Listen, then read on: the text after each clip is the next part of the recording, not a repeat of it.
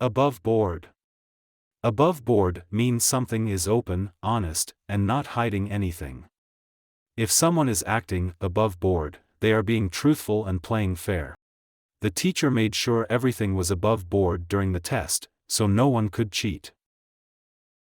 The teacher made sure everything was above board during the test, so no one could cheat. My friend wanted to make sure our project was above board, so we followed all the rules. My friend wanted to make sure our project was above board, so we followed all the rules. The shop owner was very above board about prices, so we knew we were getting a good deal. The shop owner was very above board about prices, so we knew we were getting a good deal. The game was played above board, everyone followed the rules, and no one cheated. The game was played above board, everyone followed the rules, and no one cheated.